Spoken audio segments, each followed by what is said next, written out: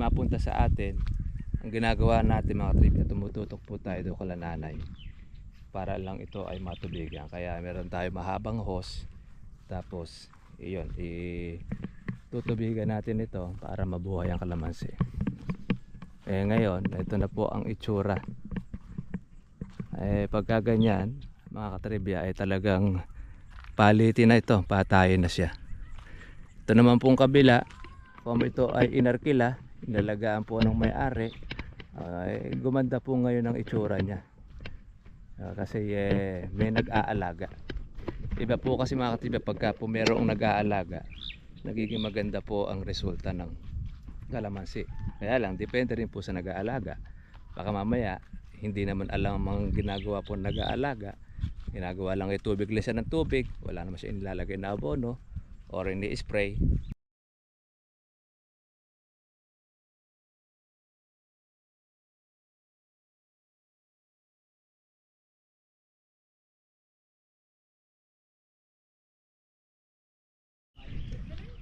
Magandang umaga po sa inyo mga trivia at welcome po sa aking YouTube channel. Kamusta na po kayong lahat? Dito po tayo doon sa dati po nating inarkilang kalamansi na 12 taon. Ito na po ngayon ang itsura. Mula po noong ating ito'y nabitawan na, natapos na po yung ating kontrata. Tingnan nyo po, 1 taon ting ito rin na hindi po inalagaan mula po ng Tagaraw. Ito na po ang itsura niya. Ayan, naubos na po yung dahon niya, naging pino na po yung dahon, tapos marami po mga sangang tuyo. Yan, mahirap na po itong pa-recoverin. Pag halimbawa ganito yung ating aarkilahin mga katribya, ay maghunos dili po tayo dahil nagsasayang po tayo ng pera pagka ganito po yung ating arkilahin na itsura ng kalamansi. Kaya tinitingnan din po natin yung itsura po ng kalamansi kapag po meron nagparenta, para hindi po tayo malugi. Kasi isipin niyo yan, no? Puno na rin po siya ng dapo, marami na rin po sangang tuyo. Ngayon lang po ulit nakatikim ng tubig ito mula po noong inilipat na po sa talagang may-ari itong kalamansi. Ayan, no? Tuyo na. Hindi na po makaka-recover po yan. Ang po pwede na lang ditong gawin kundi bagos yung kahuyin. Sa kahoy hindi po tatanggi po rito yung kalan. Maganda naman yung malilibre po tayo ng panggatong. Ayan, no? Ito na yung itsura nya. Ito hindi na rin po ito natin kinuha dahil meron na nga po tayo nakuha na pong bagong farm. Ito renta, sa atin naman po ay nabili. Di hamak mas maganda po yung ating nakuha. Ayan, no? Mga patay na po yung mga puno niya, iba. Ayan. Pero iba yan naman ay talagang nagpapakabuhay pa. Ayun, iba mga nagsupang pa. Kaya lang hanggang doon na lang din siya mga katribya. Yung mga damo na ito ngayon lang din tumubo dahil simula po noong tag-araw, unabis na hindi po ito tinubigan kasi una-una wala naman po siyang patubig na makuha at wala rin mahihititan. Kahit marami po ritong ibinaon na tubo, hindi po sila nakatsempo dahil kung ito'y mapunta sa atin, ang ginagawa natin mga trivia, tumututok po tayo doon kala nanay para lang ito ay matubigan. Kaya meron tayo mahabang hose, tapos iyon, tutubigan natin ito para mabuhay ang kalamansi. Ngayon ito na po ang itsura. Pagka ganyan mga katribya ay talagang palitin na ito, patayin na siya. Ito naman pong kabila, kung ito ay inarkila, inalagaan po ng may-ari, gumanda po ngayon ang itsura niya. Kasi may nag-aalaga. Iba po kasi mga katribya, pagka po merong nag-aalaga, nagiging maganda po ang resulta ng kalamansi. Kaya lang, depende rin po sa nag-aalaga. Baka mamaya, hindi naman alam ang ginagawa po nag-aalaga. Ginagawa lang ay tubig, lisan ng tubig, wala naman siya inilalagay na abono or ini-spray, wala din. Kaya kung gaya nito, totaling hindi po talaga inalagaan sa loob ng isang taon, patay ang kalamansi. Yan. Kahoy ang itsura na niya. Yan, puro dapo na lang din po halos yung natira dito, pero yung mga puno niya wala na. Ito kahit sabugan na po natin ito ng maraming abono, pagka ganito matanda na, wala na rin, sasayang lang din po tayo ng pera. Kaya ang pinaka the best dito, palakol or tsenso o kahoy. Itong ang kabila inaalagaan na, namamatay pa. Dahil lalo na pagka po hindi inalagaan. Tingnan ninyo, sa dami po ng bulaklak ay namumuti siya. Bakit po ang kalamansi basta't nabusog ng tubig, ako, gusto mo mampigilan po ang kanyang pamumulaklak, hindi po natin magawa. Iba nga hindi lalagas pa yung ganitong bulaklak. Paano na kung yung ating mga bagong tanim, mga katribya, yung mga bagong buwan, ganyang karami ang naging bulaklak? Kayo po ba itsatsyagain po ninyong alisin isa-isa gaya ng turo po ng iba, na pagka tinanim ang kalamansi may mga bulaklak, tanggalin na ka ng tanggalin ng wika ang bunga? Nako, ay napakatrabaho. Isang hektarya, 1,000 puno ang itananim po natin, at ganyang karami ang bulaklak sa inyo pong bagong tanim. Wala na tayong nagawa na kundi mag-alis ng bulaklak, magtanggal. Kaya ito, mga katribya, hindi na rin po natin ito ini-spray dahil naaalagaan na rin po siya ng pag-uulan. Sa dami po na naging bulaklak, pati rin po yung mga insekto ay nalilito kung alin ang kanyang kakainin. Tinong nga, meron rin siya mga buko, pero mga buo naman din yung mga buko niya dahil doon sa pag-uulan. Ayan, puting-puti ang labas po ng mga bulaklak, at saka lahat matataba. Wala kang makikitang mga pipis. Hindi kagaya po pagka po tag-araw, mga katribya, pag sumalakay po yung hanip tsaka yung insekto, tama nga na maraming bulaklak, kaya lang maraming nasisira. Buko na lang, marami pang mga nakukupildong. Ayan, Arkilalan din ito noong nag-alaga. Itong Agosto tapos na rin ang kanyang arkila dito sa kanyang kalamansian. Mapupunta uli doon sa may-ari. Ito naman ibinebenta, mga katribya, nasa 3,000 mahigit lang na square meters. Nako, talaga malulula ka sa presyo. Doblehin po ninyo yung ating 2.5 hectares o 2.8 hectares. Ganon katindi ang presyo nito. Ako man halimbawa ay magkakalamansi, ba't ako bibili ng ganong napakamahal na lupa kung meron namang mura at meron ka pang tubig na mapagkukunan? Ito, walang tubig ito na pagkukunan. Ngayon, gusto mo magkaroon ng tubig, makikituto ka sa kapitbahay. Kung paano, kung siya ang kapitbahay na niya magtutubig din, tapos yung kalamansi mo tigang na, magiging ganito ang magiging itsura. Kaya kung halimbawa kayo ay bibili ng properties, lalo na po ganito mga farm o lupa, ang una po ninyong hahanapin dyan ay patubig. At syempre, kung ito naman ay hindi po siya stagnant water o yung nag-i-stay ang tubig. Dahil yun po ang isa sa magiging problema ninyo. Kung may tubig nga, sobra-sobra naman sa tubig, ayaw naman po ng kalamansi. Kaya meron tayong mga technique na ginagawa, pamamaraan na ginagawa po dyan. Yan na nga po yung ginagawa natin siya ng kanal, o rin kaya ginagawa natin siya ng reservoir na parang pispan, para doon lahat ng uho ng tubig. Pag panahon ng tag-araw, pwede po natin siyang higupan para matubigan natin ang ating mga tanim, lalo na po pagka panahon ng tag-tuyo. Yun po yung ating mga ginagawa. Ganito, pagka po ito'y pinulak po natin, makunat na, mahirap na pong kahuyin. Hindi po ba kagaya mga katribya, pagka sariwa po ang puno, madali po tabasin, madali po siyang putulin.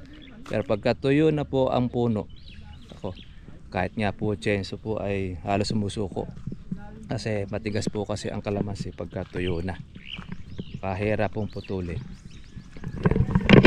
Yan na yung itsura ng kalamansi kapag po hindi inalagaan sa loob ng isang taon, wala kayong aanihing maayos, matino. Kaya ang pinakasolusyon ng iba, iparenta or ibenta dahil hindi alam ang paraan. Share lang natin sa inyo yung ating pagkakalamansi. Pahinga na kayo, ano? Ala, break na, atin din na yung edit eh. Yan po yung ating tutorial sa kalamansi natin. Hindi po lahat na nag-aalaga merong kalamansi farming ay kumikita. Pagka hindi po alam ng humahawak ng kalamansi, wala siyang pamamaraan, ang kadalasan dyan ibinebenta or isinasanla. Lalo na kung makukuha niyang tauhan, pagka may bantay, masipag. Pag wala pong bantay, ay tulog na. Kaya gano'n. Hindi po tayo nakapag-spray ngayon ng herbicide dahil pina-flat yung gulong natin, pina-vulcanize muna natin, tapos bumili muna tayo ng ating gamot pang herbicide. Bukas na tayo mag-herbicide. Ito yung huling bunga ng mga nakaraan. Imagine ninyo, nakuha pa doon sa mahalang presyo. Isipin mong June na ngayon, ang presyo ng kalamansi 1.8 pa. 1.8 ba ngayon ta? Tapos 9 naman yung dilaw. Ay gaano katindi yan. Isang ka pa. Ngayon lang nangyayari ito. Ngayon lang taon na ito. Yung buwan ng June, 1.8 ang kalamansi. June na ba ngayon? June na ngayon. June 1. Anak natin na. Kadalasan kasi pagka umabot na po ng June, ang presyo na po rito maabot ng 700, 800. Actually, pagtuntong pa lang ng Mayo, na mga first week o second week ng Mayo, diretso na ang bulusok ng kalamansi na mababa. Bihira na po ang maglibo pagka May. Pero dahil nagkabaliktad po ang panahon, ng April, doon bumababa ang presyo, ay ang Mayo naman, yun naman ang tumaas ang presyo. Ibig sabihin, importante doon, lahat ng buwan, meron kang pitasin, masasapil mo lahat ng presyo ng kalamansi. Nakaabang. Meron kang nakaabang. Parang bubo ng isda. Nakaabang siya sa presyo. Pwede mong anytime, pwede mo pitasin, basta't nagustuhan mo presyo. Mahirap po doon, kahit tumaas ang presyo, kung wala kang mapipitas, wala lang. Mangangasim ka lang. Oo, nga tayo. Ganun. Guto, mga abutin mo. Kasi noong kamurahan, sinabay mo doon sa mura. Tapos, magre-reklamo ka, hindi na mabili ka kalamansi. Kasi sinabay mo naman ba sa kamurahan ay bigay ng bigay ka doon sa mga buyer na binabarat ang paninda mo. Hindi pa naman argabyado kalamansi mo. Yun, nung tumaas ang kalamansi, wala na, nga ka na. Ayun, kaya tinuturo natin sa inyo mga triba po yung technique. Eto, komo siya. Siyempre, tinist po ng may-ari dahil gusto magkaroon po ng magandang presyo. Titiisin mo talaga magkaroon po ng pula o yung reject. Kagandahan naman ng reject, mas mataas pa doon sa dating mura kalamansi na 500, 600. At nga hindi libo. Nung April, 500, 600. Nag-500 kasi sa sangitan. Yun na pinakamababa nung April. First time na nangyari yan.